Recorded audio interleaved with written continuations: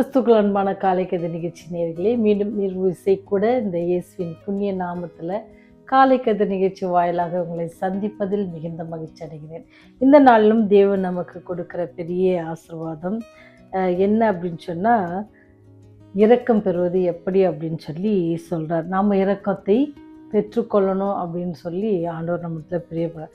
தன் பாவங்களை மறைக்கிறவன் வாழ்வடைய மாட்டான், அதை அறிக்கை செய்து விட்டுடுகிறவனும் இரக்கம் பெறுவான் அப்படின்னு சொல்லி நீதிமொழிகள் 28:13 நம்ம பார்க்குறோம்.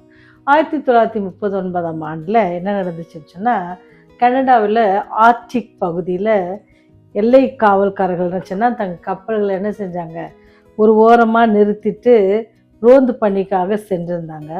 அந்த ஒருத்தர் நின்று கொண்ட கப்பல் என்ன இருந்துச்சுன்னு சொன்னால், சில துருவ கரடிகள் அந்த பக்கமாக என்ன செஞ்சுன்னா மாலுமிகளுக்கு நடந்து வந்துச்சு. அதை பார்த்த மாலுமிகளுக்கு உற்சாகம் பிறந்துச்சு.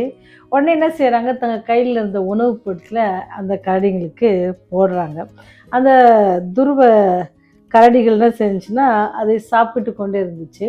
அது சாப்பிட்டு அவங்க நடனம் இதெல்லாம் பார்த்து ரொம்ப சந்தோஷப்பட்டு இருந்தாங்க. ஆனால் இவங்ககிட்ட இருந்த எல்லா பண்டமும் முடிஞ்சிருச்சு போடுறதுக்கு. அதை நிறுத்தின உடனே அந்த துருவ கரடி இருந்துச்சுன்னா கப்பல் நோக்கி வந்து உள்ளே ஏறுவதற்காக முயற்சி செய்து உள்ளே வந்துருச்சு. எல்லாம் பயந்து ஓடுறாங்க. ஓடும்பொழுது அப்புறம் அங்கே இருக்கிற பைப் எடுத்து அதில் இருக்கிற தண்ணி அடித்து இது பண்ணுறாங்க. ஆனால் கூட என்ன செய்ய, அந்த கரடிகள் நடனம் ஆடிக்கொண்டு அது மகிழ்ச்சியாக இருந்ததை பார்த்தாங்க. ஒரு வகையாக என்ன செய்கிறாங்க அப்படின்னு சொன்னால், அந்த கரடிகளெல்லாம் வெளியே விரட்டுறாங்க. அப்படி அவங்க விரட்டும் பொழுது அந்த மாலுமி என்ன புரிஞ்சு கொண்டார் அப்படின்னு சொன்னால், அவர் என்ன நினச்சார் அப்படின்னு சொன்னால், இனிமேல் நெக்ஸ்ட் டைம்லாம் என்ன செய்யக்கூடாது, இந்த மாதிரி துருவ கரடிகள் வந்தால் என்ன செய்யக்கூடாது, நம்ம அவங்களுக்கு உணவுகள் போடக்கூடாது, அவங்கள நம்ம என்ன செய்யறது, என்டர்டெயின் பண்ணக்கூடாது. அப்படி நம்ம என்டர்டெயின் பண்ணோம் அப்படின்னு சொன்னால் அது என்னது, நமக்கே ஒரு வகையில் என்னது பிரச்சனையாக வந்து முடியும். ஏன்னு சொன்னால் நம்மகிட்ட அதுக்கு வயிறார கொடுக்கறதுக்கு நம்மளால் முடியாது, நம்மளே பிரயாணத்தில் இருக்கிறோம், அதனால் நம்ம ரொம்ப கேர்ஃபுல்லாக இருக்கணும் அப்படின்னு சொல்லி அந்த மாலுமி புரிஞ்சுக்கிட்டாராம். அங்கேருந்து தண்ணி குழலாம் எடுத்து அவங்க என்ன செஞ்சாங்க, அதை வெளியே எடுத்துவதற்கு ரொம்ப பிரயாசப்பட்டு ரொம்ப கஷ்டப்பட்டு என்ன செஞ்சாங்களாம், காரியங்களை செஞ்சாங்க. அந்த ஒரு காரியத்தை அந்த மாலுமி கற்றுக்கொண்டது நம்முடைய வாழ்க்கைக்கும் அது என்னது ரொம்ப ரொம்ப அவசியமானது. அவர் எப்படி புரிந்து கொண்டார், இனிமேல் நம்ம என்ன செய்யக்கூடாது, அந்த கடைகளை நம்ம என்ன செய்ய ஊக்கப்படுத்தக்கூடாது, நம்முடைய உணவுப் பொருட்களை போட்டு என்ன செய்யக்கூடாது, அவங்களோட ஊக்கப்படுத்தணும், அதுவே நமக்கு என்ன மாறும், ஆபத்தாக மாறும் அப்படின்னு சொல்லி கற்றுனார். ஆனால் தான் வேதம் சொல்லுகிறது, என்னாகும் 32:23, உங்கள் பாவங்கள் உங்களை தொடர்ந்து பிடிக்கும் என்று அறியுங்கள் அப்படின்னு சொல்லி. ஏன்னு சொன்னால், அந்த மாணவியில் கற்றுக்கொண்டது போல் இங்கே நமக்கும் ஒரு பாடம் இருக்கிறது. நம்மளுடைய பாவங்களும் நம்ம என்ன செய்யும், அழித்து போடும். அப்போ நம்ம என்ன செய்யக்கூடாதா, அது நம்முடைய பாவங்கள் என்னது தீடி போட்டு வளர்க்கக்கூடாது. அந்த பாவங்கள் நம்ம என்ன செஞ்சிடும், அழித்து போடுறோம்.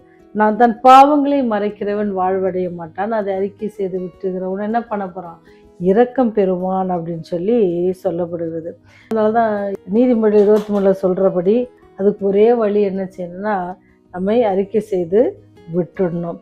எவருடைய அக்கிரமங்கள் மன்னிக்கப்படுகிறதோ, எவருடைய பாவங்கள் மூடப்படுகிறதோ அவன் பாக்கியவான் அப்படின்னு சொல்லுது. ஏன்னு சொன்னால், ஆண்டவர் சொல்கிறாரு அப்போஸ்தலர் 3:20, அப்போஸ்தலர் பவுல் என்ன சொல்கிறாரு, உங்கள் பாவங்கள் நிவர்த்தி செய்யப்படும் பொருட்டு நீங்கள் மனம் திரும்பி குணப்படுங்கள் அப்படின்ட்டு சொல்லப்படுகிறது. நம்ம என்ன செய்யணுமா, இரக்கம் பெறணும்னு சொன்னால் பாவத்தை விட்டு வரணும். அப்படி பாவத்தை விட்டு வரோம்னு சொன்னால் ஆண்டவர் நம்ம மேல் இரக்கம் பாராட்டுவாங்க. ஆண்டவர் வந்து இரக்கம் பாராட்டி நம்மை மன்னித்து நம்முடைய பாவங்களை கடலின் கடையாந்திரங்களில் போட்டு என்ன செய்கிறாரா, அதை மீண்டும் நினையாதபடிக்கு நம்மை ஆசீர்வதிக்க வல்லவராக இருக்கிறார். அதனால தான் இங்கே ஞானி சொல்கிறாரு, அறிக்கை செய்து விட்டு விடுங்கள் அப்படின்னு சொல்லி. எல்லோருக்கும் என்னது, நம்ம ஆண்டவருக்கு பிரியமில்லாத காரியங்களை சில வேளைகளில் நம்ம தெரிந்தும் தெரியாமலும் செஞ்சிடுறோம். ஆனால் நமக்கு ஆவியானோடைய ஒத்தாசை எப்பொழுதும் நம்ம கூட இருக்கிறது. அவன் சொன்னார்ல, நான் தேற்றவாளனே உங்களுக்காக அனுப்புகிறேன், அவர் உங்களை சகல சத்தியத்திலும் நடத்துவார்னு சொல்லியிருக்கிறாங்கல்ல. அப்படி நம்ம சகல சத்தியத்திலும் நடத்த ஆவியானவர் இருக்கிறார்.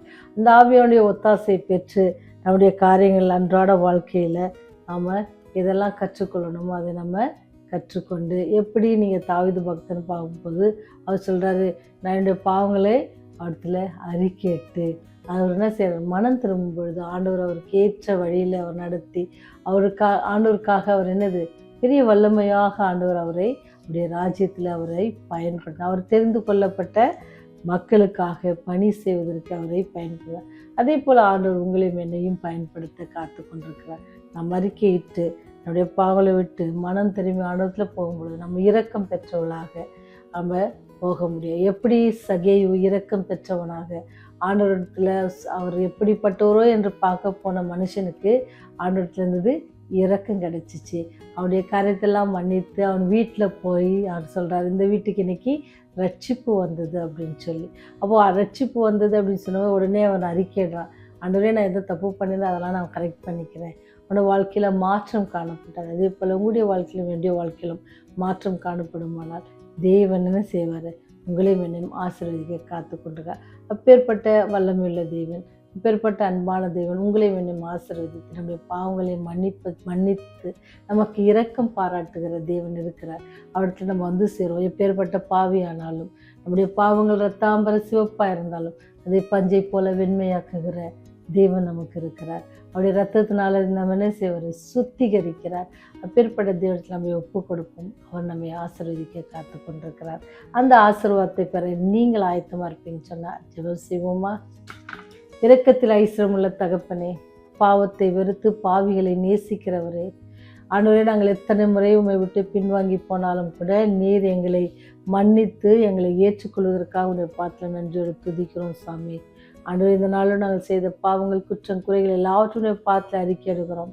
தயவாய் மன்னித்து எங்களை வழி நடத்துங்க. இந்த நாளை ஆசீர்வதித்து தாங்க.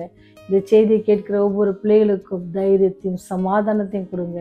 தேவன் எங்களை மன்னித்து எங்களை வழிநடத்த, எங்கள் மேல் இரக்கம் காட்ட, இரக்கம் பாராட்ட அவர் தயை உள்ளவராக இருக்கிறார். அவர் மனதிறங்குகிற கர்த்தர், மனதிறங்கி ஒவ்வொருவரையும் நேசிக்கிற கர்த்தர் என்பதை ஒரு உணர கிருபை செய்யுங்க. பாவத்திலிருந்து வெளிவர தேவ பலனை தாங்க. குற்றங்குறைகளை மன்னித்தருளுங்க.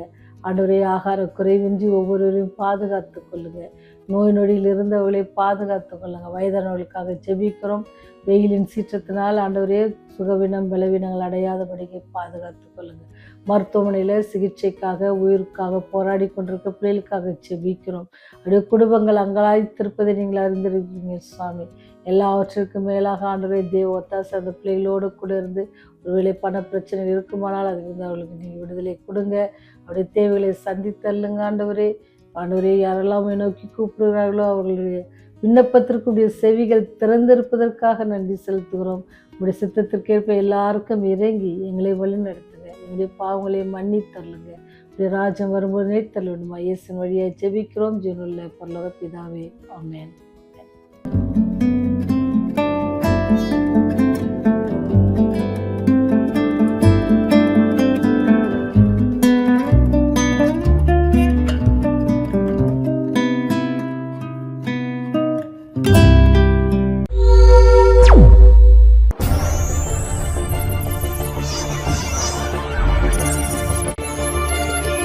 நீங்கள் பார்த்துக் கொண்டிருப்பது உங்கள் ரிவைவல் டிவி.